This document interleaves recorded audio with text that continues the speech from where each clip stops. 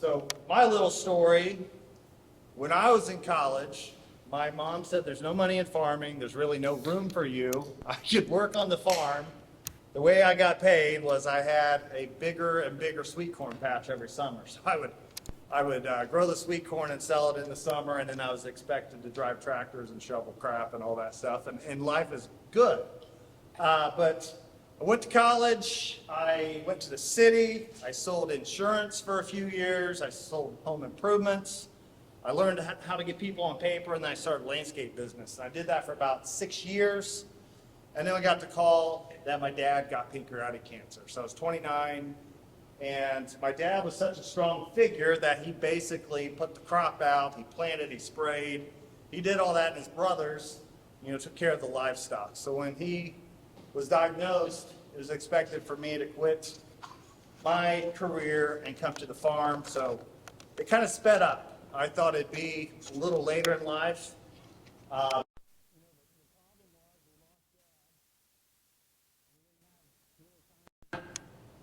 To deal with it. He passed on April 15th, and we had to plant that next week. So we just rolled into it. But it basically, I was taken out of a landscape career that I was taking care of, 50 businesses, a lot of homes. I had 10 employees, and it put me in the farm world. So I just have a different perspective. And what I'm going to share, I've got a couple hundred slides of all the experiments that I've done on the farm, really since about 2013. And I started relay cropping 10 years ago. This is my 10th crop, and I've changed it every single year. I got on social media. I started meeting a lot of new friends, going to a lot of these, and coming up with ideas and bringing that back to the farm. But I'm really proud of this picture. I just brought this up at the last presentation. And this little 12-acre plot right here, this started as a high-yield plot. So one of my first new careers as a farmer was selling seed. So we would put, 16 or 20 different corn hybrids out here. We just let them sing and see which one was best for several years. But in 2016, we started implementing cover crops on this section.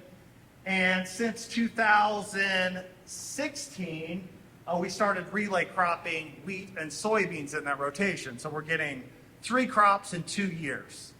And now we can see on Google Earth the difference to the line of where we've had that cereal now impacted compared to the corn-soybean rotation back here. And that's, if you can see that faint line right there, we've seen really, once you get into the system 4, 5, 6 years and you have a constant living root, your soil just completely changes how it'll absorb water, how it will infiltrate the water, and a lot of these really interesting attributes. And that's why I really believe in it, of what we've seen happen to our soil, let alone the short-term economic benefits. But this is a picture of that in 2022. And that year we were very close to raising 100 bushel wheat and 100 bushel soybeans on the same acre in the same year on that ground after several years. So we've really kind of played with this system. And this is how we plant the corn in this system. I do this concept called sprigging, where we do very light tillage at an angle. So we move all that trash from the wheat around, and we don't quite kill the wheat. We don't spray it, but we let that kind of grow up, and it kind of lowers the density. I plant corn right into that, and I really like that system. But what made me really interested in intensive continuous cropping was Dad passed in 2011, the spring, and that was one of the wettest springs. 2012, one of the worst droughts. 13, 14, 15 was a monsoon. So I'm 4 years into it, and I haven't raised a good crop yet. So that kind of hurts my pride. So what I really was interested in is, how do we have a better handle of the supply and demand of water?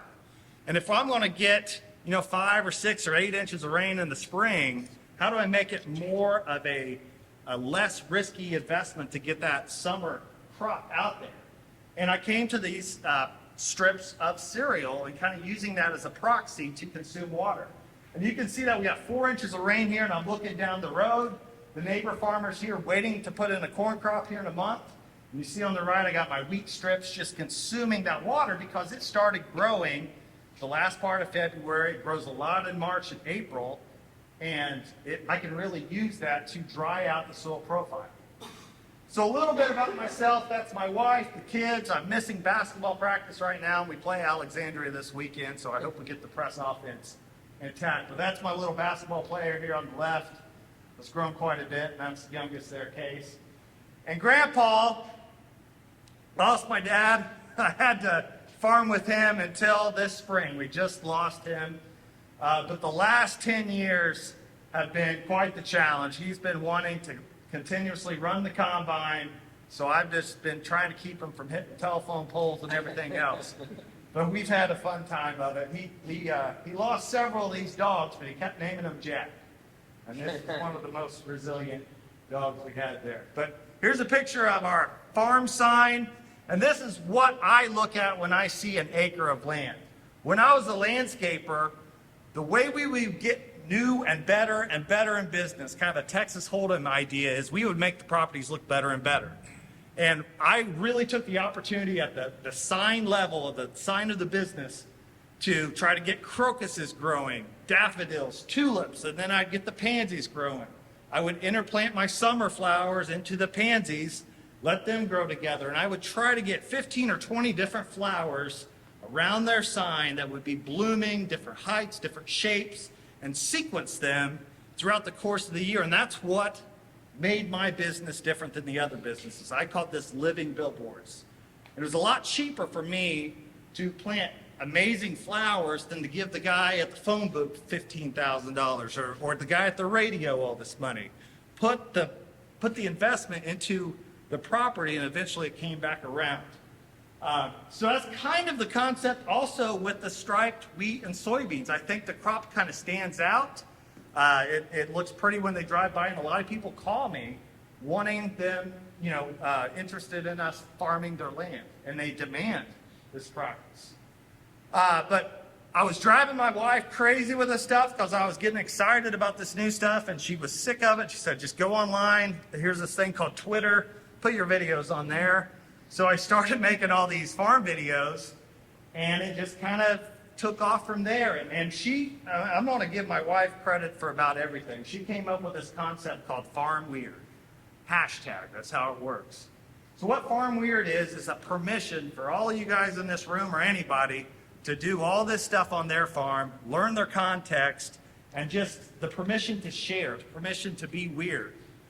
So a lot of farmers, if you plug this in either Facebook or X, you'll find over 1,000 posts for this Farm Weird of how we can start integrating more things than just growing that one crop. This guy's in Pennsylvania. He's got the alfalfa between 60-inch corn. He's doing a barley and wheat. But a lot of this stuff that I'm going to talk about here is about this concept of neuroplasticity. A lot of people ask, why do you plant half the field in one crop, half of the other? Don't you just get half of each? No, you don't. I mean, what would happen if you took out Michael Jordan and Scottie Pippen? Would Steve Kerr get more shots? When you that's a bad analogy there, but when we change the circumstances of our crops, they adapt and they grow. Each leaf is able to get more sunlight, more water, more nutrients for each plant, and we hack that just like we did in the landscape world. So here's a picture of the house. I've got a golf course on our house, and every spring we have a Mauck Masters with the green jacket. Eventually they'll grow into it, but Case won the first one, and Liam, and hopefully I get to compete with him next year. But I'm a big turf dork and crop dork, and this all started in the landscaping world. The first time I mowed a yard, wherever the dog crapped, that's where the grass grew really well. So I came to the farm, we had all this manure, so I came up with a device to install manure and plant weed in one pass. And the idea was, I'm paying the dragline guys $60, $70 an acre. Can I lower my rate down to 1,000 or 2,000 gallons of manure and just plant $10 worth of wheat above it? What would happen to those wheat plants above the manure? And this is what happened the first year. So we had these green streaks of wheat that cost me next to nothing. I didn't have to dragline, and we grew over 100 bushel relay soybeans in it that third year. And if you're wondering how we harvest that, I'll show you the difference here. This is 2018. This was the first year we had a field day, so I invited everyone to come out. We just got the pads by FedEx the day before the field day. I just bought this combine at an auction the week before. I had 5,000 hours of 9,600, and the head I got for $10,000. And they were all coming out, and I was snapping the beans over. And eventually I adjusted it, and we got it to work pretty well this first year. But you can see we're not raising really great wheat that first year, but we have plenty of space that the beans actually grew taller than the wheat heads, and those pads are pushing the soybeans down, and it's harvesting in the wheat. You kind of see it go over here. So that year was a little extreme. We had a lot of snowfall in April. The wheat stayed kind of short. May, it turned hot. We had a lot of 90-degree days, so the beans just got a lot bigger that year.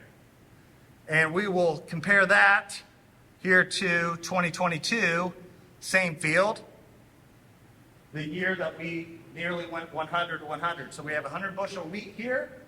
So we've manifested over the years from 30-inch wheat to 37-inch wheat, and now we're 60. And I'm actually going to a dual tramline system next year with 45-inch wheat on center. But we've got blocks of 60-inch wheat that can't consume all the water in between the row. We plant soybeans as early as we possibly can. And our whole goal is to grow as good or better soybeans for lower cost of production. The wheat is just doing jobs of controlling the weed pressure in space and consuming 10 or 15 inches of water to get the beans in a better growing shape later on into the summer on the other side of the summer. So you see the strips here. We'll cut the population back to 30, maybe 40% of our normal wheat seeding population. So we're only planting 22 inches out of the 60 ground floor. So it looks small at first, but this is a polymath equation.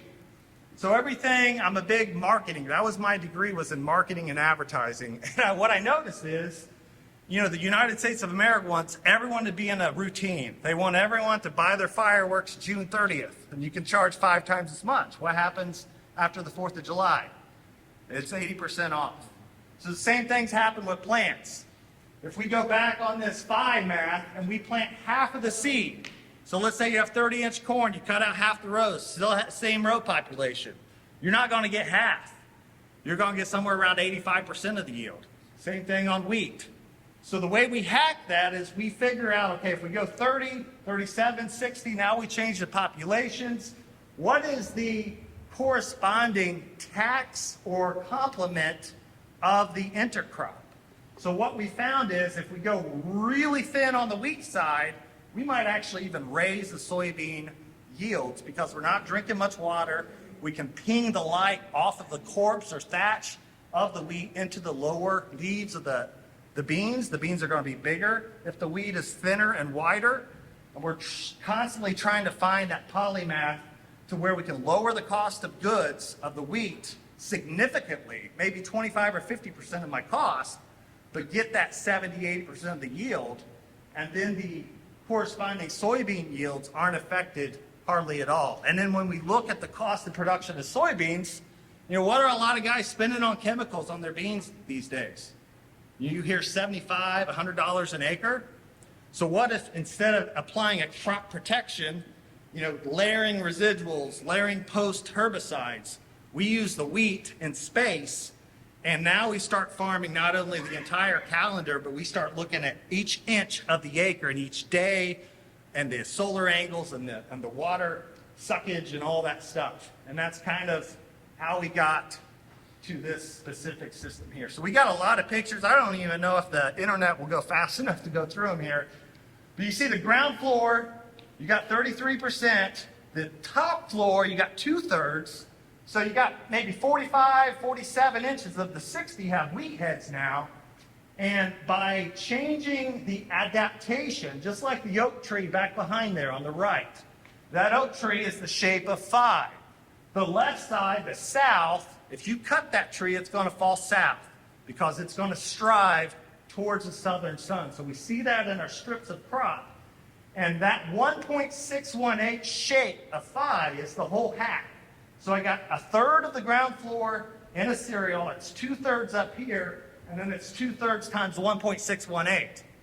So the funny thing is, now I can have the same surface area of wheat heads, but I'm only farming a small percentage of the ground floor. And I love the trash. The trash is everything in this system. So not only can we occupy that space, which doesn't allow weeds to grow in that space, but I throw all that trash over a bean that's in R2, and the next 10 or 15 days, it's at its steep part of the curve where it is growing the highest amount of growth, that soybean plant. It hits the ground running, which then zips back those rows shut, but it keeps all that trash down low. So when we get the little 1/10 of an inch in a thunderstorm, you know, it rains really hard for 3 minutes and then it's gone. If you don't have all that trash on the ground, that water's going to gas off the ground and you're not going to be able to keep it. And that trash really keeps that moisture in place. So here you can see that spot there on Google Earth. So think about doing that 5 times different compared to a corn bean rotation. You got beans in the back, you got wheat beans out front. Maybe the beans in the back made 80, these beans made 78. You know, there's a very small difference here, but we have 100 bushel wheat here that we had less than $100 in the cost of goods of that wheat. So we don't really care if wheat's $5, $7, $8. We care about the costs. We care about the contribution margin, and we care about the inflection point of the soybeans in this system. And just not growing what we want. My biggest bugaboo is growing weeds and then killing the weeds. Let's just never grow a weed by growing what we want out ahead. So this is 2019. This was my favorite relay year because we had a monsoon. Our monocrops, we had to replant 3 times. The day before I took this picture, I was replanting 1,200 acres of soybeans the previous 3 days. I don't think I slept much. But we kept getting these 3-4 inch rains, and we just couldn't get a crop out there established to get started. But I pulled into this field. Now the wheat kind of took the grenade that year. Our wheat only made about 50, but this relay field that year went in the mid-80s. And our monocrop field, nothing went over 60 that year. And that just shows you, it's not how much rain you get, it's when you can keep an equilibrium. So where you can have your soil breathing, the roots breathing, you're not sloughing off those small root hairs on your roots of your plants. So here's a picture after harvest. You get these strips. And think if it's growing, instead of just in a monocrop situation, when you get the field at Canopy, there's only one way to grow, and that's up. And that's why your nodes on your beans start stretching further and further apart. When we can give the bean light on the side, then it tempers their growth. So I can have a lot of fertility, and it's growing in all the directions. All the nodes are getting light, and you get these big, mean beans. So we try to plant our beans either in late March, early to mid-April. We're using group 4 beans, really full season beans. We found monocrop beans were maxing yields about 3.1 or 3.4. In relay, we want to be in the mid-4s to allow that exponential mathematics to really play out. So that's a picture of them beans and you see each individual plant. When you go down here, look at these plants. You know, they got 150, 200 pods. Those pods were generated early. If all the leaves to those nodes get light, you get bigger beans, you get big kidney, big beans, so it doesn't take as much to make the bushel. So we want old plants. Here's a picture of Brad Wingfield in Colorado. So there's hundreds of farmers doing the relay cropping, but I'm learning from everyone by their context. So I haven't got the grain cart out yet, but he's already figured that out. You see he's got the grain cart spaced out, and he's going on the go now. But he's in Colorado, and he loves it because he goes to his local county insurance agent. He has to insure half the acres for wheat and half the acres of beans because he's in these strips, but he's getting 100 to 110% yield on both crops because in Colorado it can get 100 degrees and windy. So it really helps get the airflow and the carbon, the CO2 through his crop. And he's had great success, and he's grazing afterwards. He's doing other crops, millet between here. And what he's doing is he's grazing afterwards to volunteer wheat. You see a little bit of that down there. So that's another aspect of this. Not only can we get great contribution margin on the wheat, which then makes my cost of production lower on the soybeans, but all this grass down here, the next goal is to get the cattle out here with either collars or fencing and get them to a grazing pass in November and December. Because we always have, you saw the grass that we're planting in, the volunteer wheat that we're planting in, that we didn't have to pay for a cover crop. We could graze that. But we never get all the beans down low. People tell me I need to put all these products on there to get the nodes up. You know, it's phosphorus back for next year, but the mama cows, if we could get them out here, this would be an amazing forage, what Brad talks about, the amount of protein he's getting within foraging that bushel or two on the ground with the high protein cereal in that growth stage. So that's something to look forward to. I'm going to have these no fence collars on some cattle this summer, getting those cows out. Got a lot of projects. This is a stock crop where we've made a lot of iterations. I'll get to that automated livestock model. But kids love the farm weird. They drink the Kool-Aid. My youngest, he's always climbing, and he's just figured out with that angle, he can really get some distance.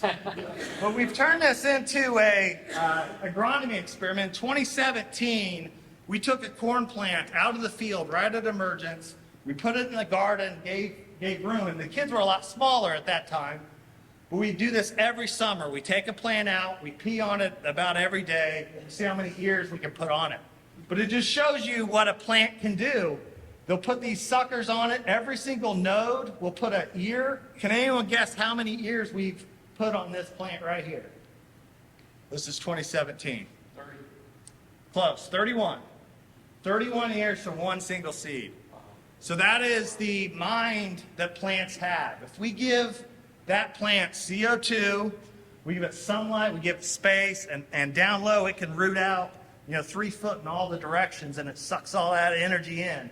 It's like taking a Chevy Chevette and ripping out the 4-cylinder engine and putting some Fort Recovery Poland tractor engine in there. It just puts so much energy in the plant. So the math is trying to figure out how we create that perception in the crop to be able to do that. But the whole family, I'll skip through there to get to, here's a favorite tree when I come out every day. This oak tree is my motivation to genetic expression. That was once a nut. When you cut that tree open, you got all these tree rings. And that's the way the Fibonacci sequence works. The sequence is 1 + 1 = 2, 2 + 1 = 3, then 5, 8, 13. So you go 5 into the sequences, you're at 5. But if you continue on to the sequence, 8, 13, you get to 55 on the 10th. Then you get to some crazy number in the thousands on the 15th. So if we can plant a soybean plant in March or April, I get it up and I get us to bloom, say June 6th, 8th, 10th, and I got a group 4 bean, if I can allow that Fibonacci math, like this tree, to play out more and more and more, and I give the plant space, and now it makes all these leaves later in the season, then I can preserve these plants for the plant yield to raise. So every input that I put out there, every seed I put in the ground, how I ban things, I'm trying to get more out of things. Everything in nature is designed the same way. Whether it's a seashell, it's a weather system, sunflowers. When a hurricane or a mid-latitude cyclone really has what it wants, it'll get more symmetric and more into 5. This was a really fascinating weather system a few years ago. They had a tornado outbreak in early December, all the way up to Minnesota. And all the tornadoes was right underneath that upper level, low pressure bombed out. They had 13 tornadoes within 6 or 8 miles right there as it tracked. Pretty fascinating how that works. But a lot of you guys are here because of crop insurance. This is the reality of weather. This is the last 20 years. This is each month's rainfall. And you look in here, you see a 13. So we got 13 inches of rain in 2015 in July. That's why those beans made 83 and my monocrops made 52. Because they just couldn't take an 8-inch rain and a 13-inch rain back to back. But if I had wheat out there, it could suck down 15 inches of rain and put it in a better position. Same thing can happen later. We can have these dry, Augusts. Look at all these ones, twos, threes, one. So if you can get the trash out there, if you get lower amounts of plants out there, we can make more resiliency by growing bigger roots and keeping more of those root hairs intact. And this is 2019 again. This is actually 2018. You see the monocrop, I did a field and I split it. You got monocrops on the right. We got a 3-inch rain, just knocked the tar out of the beans. You see the relay beans growing a lot better because the wheat did it a service. So this is the shape. This is the way I explain it. You see a lavender field and a wheat field, and you think, this is 100% sun capture, Jason. That's 100%. That's I-70. What happens if you're down in Gatlinburg, Tennessee, and the restaurant, the bird can fly 4 miles, but you have to take 14 miles of road to get there? That's what we can do with wheat. So this is lavender here, but imagine you got suction cups and you got to walk around this phi shape. That's what we're doing with our wheat fields. Instead of 100% coming out here in July and planting 300,000 bean seeds trying to get 32 bushels an acre out of, we are planting these strips of wheat. We're banding our fertility, and now we have time equity, 100 days, to grow a bean plant in between there. So now instead of a seed planted after summer solstice, we have a bean we planted in early April, a group 4, that has 10 or 20 days to fill in that voided space, and we're back to canopy. So the other thing too that I was comfortable with the landscaper, I talked about all the flowers. I might design a landscape to grow out for 10 or 20 years. So I don't want, some big tree right next to their house that's going to get on a septic system or whatever. So thinking diversity, we don't have to just be all cash crops. Here we have radishes. We later added oats that will winter kill. So when we are drag lining manure and using this system, we want to put a cover crop out there that's going to grow aggressively in November and December, then die off, and then catch and release those nutrients back to the wheat, but be clean. So we can either grow henbit and chickweed in that space, something we're going to have to kill, or we can use a cover crop that will more effectively root in and have the attributes that we want. Offense is your best defense. Here's Bogey. I always use him. He was my old Vanna White. I always get reminded of him every time I present. But best dog there ever was. Get an old chocolate lab. But you can kind of see the space here. So that space makes room for our big combine. But if we have big plants, if you get a 60-inch bean to fill in, it's a big bean. That's how we get those yields. We pick the biggest beans in the book. We just spread them out, and we just change the way that they grow. So a little bit different, my system. We're putting the combine traffic down the wheat rows. There's Mitchell Hora. He's planting solid wheat and solid beans, which you can do, but you're running over the beans. You're not giving light to the beans early, so we're kind of setting not the right architecture in the beans. Here's a picture of our planter here. We're planting, we have in the past these 20, 40-inch soybeans, 60 inches on center for about 10 inches off of these wheat strips. But look at the difference. We got early April, late April, and look what happens when we get into May. So you got all that space, and now we're filled in. So the wheat goes through a time period where it's vegetatively, it's a hog. It's going and getting as much as it can. And then when it goes to heading, and this is what I love, a 4-inch rain, this would normally drown out all this low spot, but we can kind of just take the grenade and grow a healthy crop in between these wheat strips. So this past year we used our 60-foot high-speed 36-row planter. We just shut off the rows right over the wheat, and we got it planted pretty quickly on the day there. But we can do it a lot of different ways. Look at the amount of tillers that we can grow in low population. This was I call this Duggar wheat, 19 kids and counting. You plant wheat above the manure strip, it'll just propagate so many of these tillers that will eventually turn into wheat heads.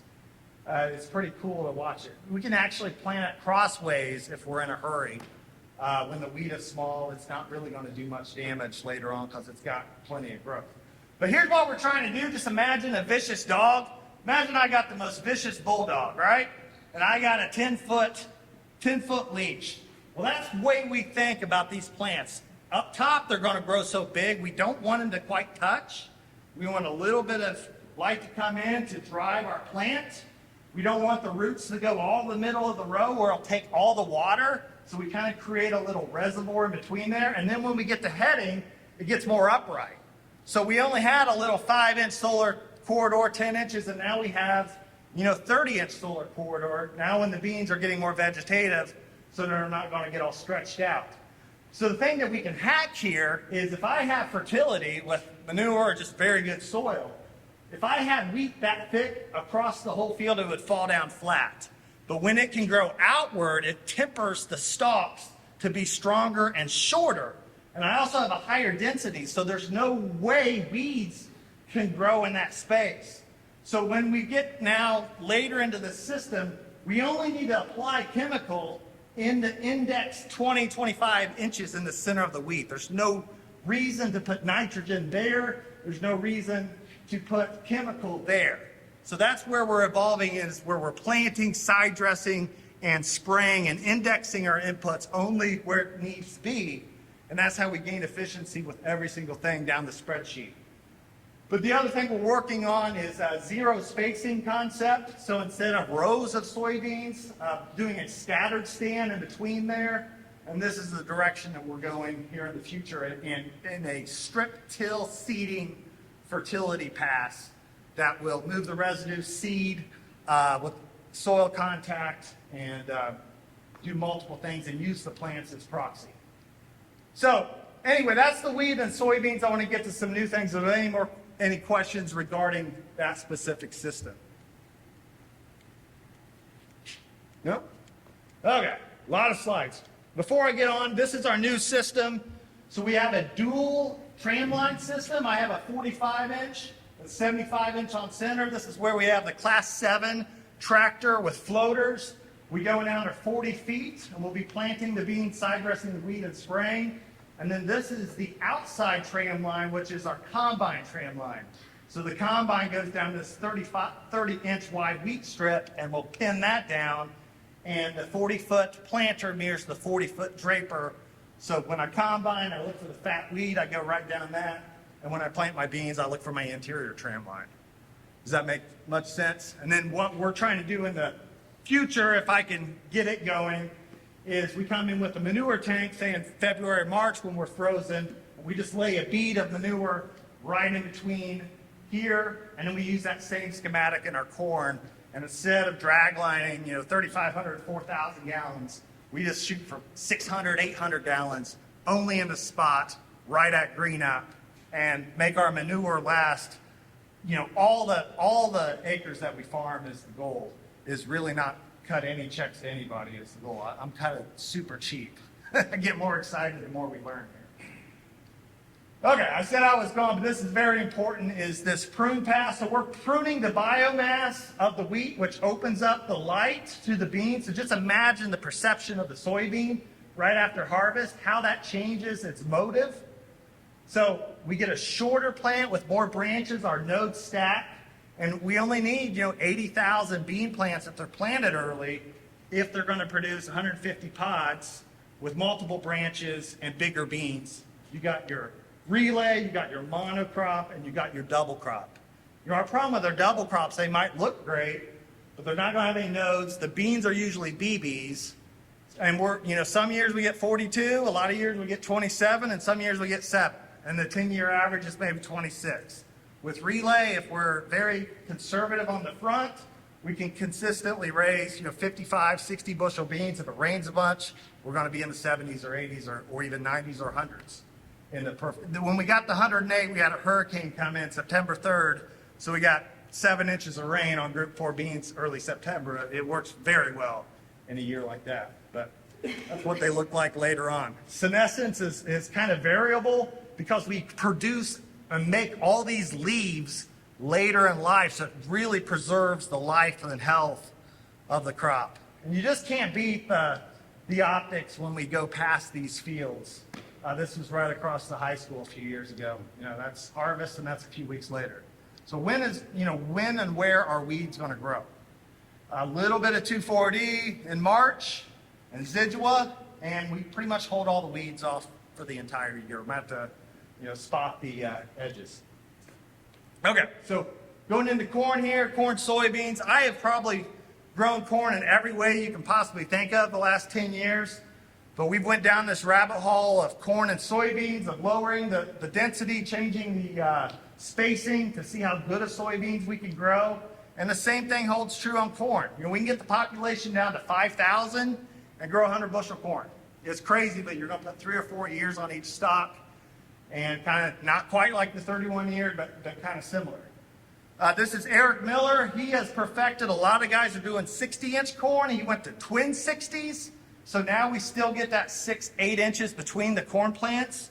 You stagger them on the other twin 8 inches. Now you got a strip till machine that's stripping every 60 inches. So you can take a 200 horsepower tractor and go to 40 feet instead of 20 feet. Less steel in the ground. And he's growing his nitrogen for next year. So next year the corn will go in the middle of that 60 that he has a 17-way cover crop mix. He puts his mama cows out there, gets a lot of benefit for that, and then plants his corn over 30 inches the next year. Pretty cool. This is our 60-inch corn last year. And this is the concept of 5,000 population corn. You stagger it in 60-inch rows with groups of corn. You plant 3 or 4 consecutive corn plants and then a big 3-foot gap. And then as the sun comes up and changes positions through the day, your shadows will move through the course of the day. So your ground floor, when it's 88, 92 degrees and sunny, that shadow will go over the bean plant and just give it a little 10, 15-minute break and allow that understory to grow a lot better. And I think that is probably going to be a direction going forward, but it really relies on seed separation, because I just combined this whole field together and separated it later with a spiral deal. So it can be done, but it's 2 commodity crops, and I'm more interested in growing food. So it kind of manifested into intergrazing. This is kind of the concept. Block corn, we increase the population on the sides, these outside rows. We increase the population in the middle, plant taller hybrids, so we have some cake up here where we get 2 or 3 nodes of taller hybrids that can have sun to itself. And with the right schematic, the same thing. 60-inch wheat, we can grow about 90% yield versus 5-inch wheat, whatever you want to do. If we get these blocks of corn dialed in, I think we can grow 90% corn yield on half the footprint, if you will. So what are we going to do with the other 10%? Grow nitrogen, graze, grow these venues to get livestock out in the field. 2020, during the year of COVID, we bought a house that would cash flow with the rent, and it freed up on a 10-acre pasture that we turned organic that year. And I had interns that year. We made 14 of these chicken tractors and sheep Alcatrazes, and we dragged them between rows of hemp and popcorn. And it was amazing. We didn't have one weed on this organic farm because we just grew cover crops as hard as we possibly could and used the sheep and the chickens to trample it down. And I was so excited about this idea of just Brazilian waxing between our cash crop, cover crops with animals, that we came up with this concept of stock cropping was that. But anyway, here's kind of an infographic of that system. So whether it's 10 feet, I'm going to go to 60-inch blocks and 20s and leave a little bit more. And then we have always a controlled traffic system right in between here, between the corn and the pasture. So my goal is to grow a 21-month sequence. So I put rye in my corn in August. The rye is there at harvest. It grows. I flail mow the rye at heading. I spread clover underneath it. And then I flail mow the clover and I plant some millet or sunflower. So half of my field I let the cows out after harvest. Hopefully I get 85 to 90% yield on that field. But I have an amazing grazing venue, and now my corn will get progressively better and better and better. And I think I can make it organic matter at a very high rate with this system. We're going to restore an old cattle lot on our farm and start with 20 acres, but I want to grow this into 200, in a few years, this concept. The other thing that's really cool is So if I got a 8 or 10 foot controlled traffic, I can have a 30-foot corn head, and I'm only shelling 20 foot of corn with the edge amplification, and then I get a skip. So I get to skip these big areas with my implements, again, making everything bigger. And it really comes down, I think the future is automation. I'm working on a next step, but at an oven, easy bake oven level, where we can modulate a 3-point pitch of all these different attachments and straddle that corn, and do cultivation of the cover crop, wide drop, anything with that concept. So here's the stock cropper. We took the manual work, the algorithm, and we automated it. This is a inverted roof, so it collects rainwater. It has a solar panel on here, and we put 3 different livestock species in here, and it moves autonomously between the rows of corn. I'll show you what this looks like here. How am I doing on time, remember?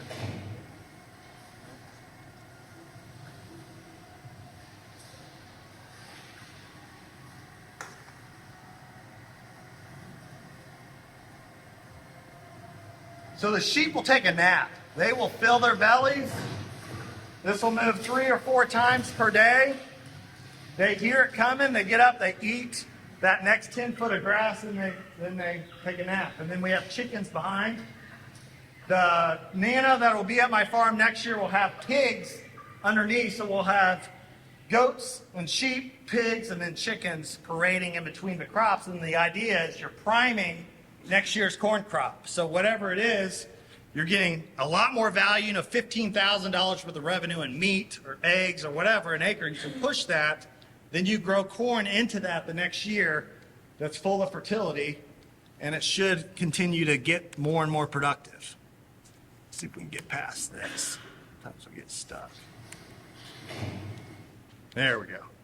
So you see just kind of what we start with there and what happens afterwards, and then it just kind of comes back. It is just amazing. If you can understand the length of their tongue, the length of their neck, the size of the gate, they will literally eat every single piece of grass in the lower leaf corn plants and leave that perfectly clean.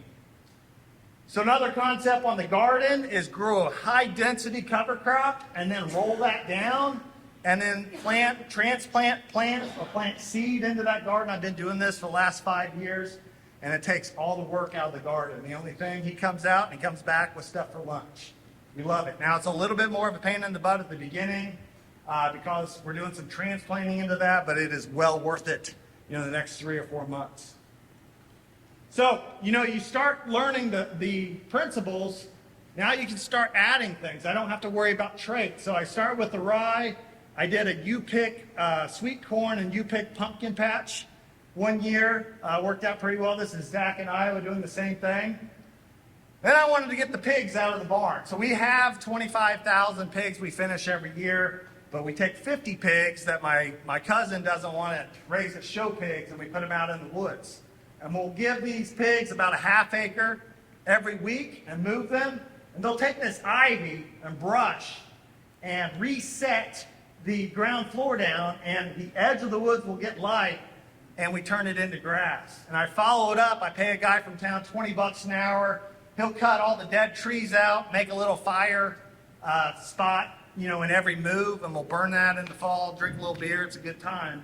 But we can really change these landscapes over the year into reliable silvopasture that we can put cattle in and what have you. Every field that we farm has a woods, has a candidate around it.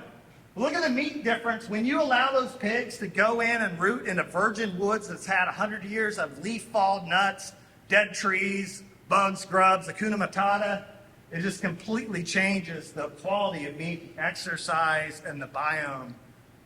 My customers at Muncie Meats called these magic pork chops. They were highly coveted, and we could charge twice as much for them. Again, I do a lot of things. One of them, real estate. We bought this piece of land 3 years ago. We've since sold it, but I turned it into a golf course. And we did camps here. We had cross-country meets. But we invited a lot of people to see it. Then we gave it to a wedding venue to turn over. But we use the pigs, we use the sheep in the woods. We can use Why, I love it. When I was a landscape contractor, I went to Ball State basketball to recruit athletes to run weed eaters.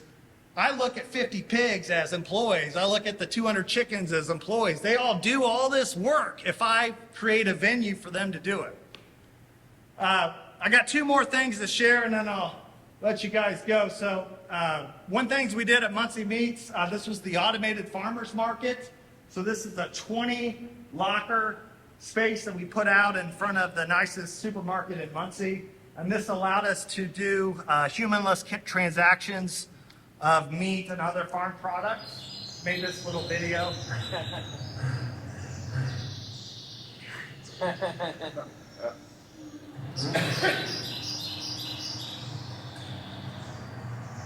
So the way this worked, people went onto our online platform, they ordered steaks, hamburgers, honey, whatever, we put it in there. Once we told this that their order was in, it pinged out a QR code via text message to our customers. They show up and just show it and their locker opened. And we were doing 20, 30 transactions per day with that machine. And then one other thing here, if I always get stuck on the videos. Well, move your cursor off. There we go. Last thing here. This was our automated fundraising platform, and I'm working right now with a lot of businesses that are integrating this platform for their business. But what this allowed us to do, sports teams, PTAs, churches, fire stations, whoever wanted to raise money, this allowed them to send out a mass email. People had to choose from 3 different meat boxes. We show up at the school with the product. We would give them 25% of sales. We take our picture with this check. You can see how many times we erased it. We did about 100 fundraisers in a couple years. But this would organically go out via social media. We would get 15, 20 shares of everyone in the community. We had a lot of people participate, and it put our product in people's fridges that we could follow up and just ask, how do you like our product? And that's really what marketing is about. It's not about asking permission. It's just going out and doing it, figuring it out, and putting your product out there and learning. So anyway, I think I've went on enough time. That's just what I want to really encourage all of you guys to do. If any of this is interesting, start at a garden level, whether it's a 10-foot by 10-foot block or it's 10 acres and no one will see. Do your experiment 10 different ways, figure out your context, get better, and look at everything as a 2 or 3 year deal. You see the value in things, figure it out, sell yourself, create confidence, and then you can scale things. And it really can change the options of what you can do on your farm. But anyway, I'll thank you, and I'll take any questions you got. Yep. I'm not real big in social media, but I first started following you a little bit, been quite a while doing YouTube, I think. What did you ever learn from the biochar? You seem to be big on that. Yes. So in 2017, we were working on a project in Montpelier to take everyone's hog manure and make renewable natural gas and biochar. It was an $80 million project. And we got close. Honestly, I'm glad it didn't go through because I'm sure there would be town board meetings and it would have been a war. But basically the idea there was if ground's 25,000 an acre, you got the quad and you got to put the manure somewhere. But we used the product.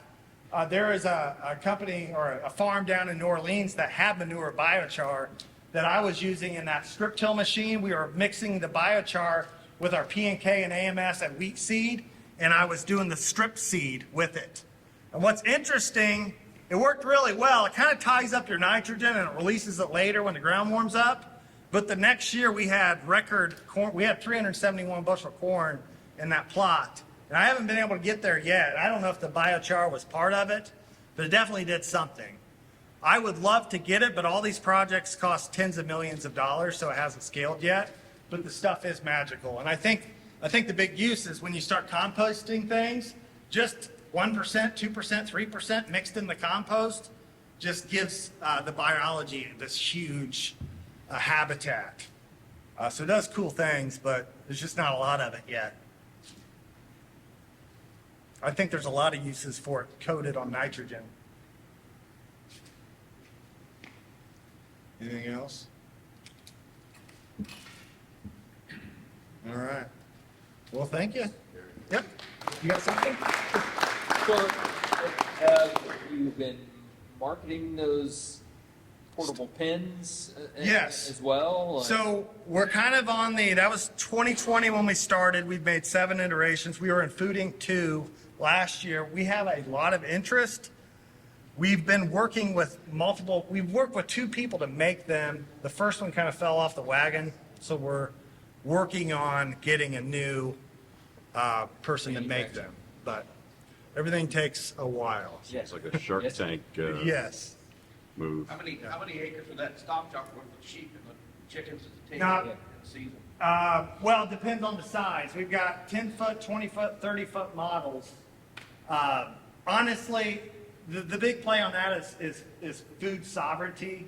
We really don't think it's an agricultural product. It's somebody that has 5 acres that they're mowing. Yeah. Instead of mowing 5 acres, they take 2 acres and they grow Yeah. apple trees and they graze it for 3 years until you make apples. So it can be a value proposition and then you get done that, then you plant more apple trees and fruit trees somewhere else. And you just, That's what- integrate. that's- But our idea is that for it to come in a cardboard box and the thing's really small to where, it's just very movable. You can move by hand. All right. Well, thank you.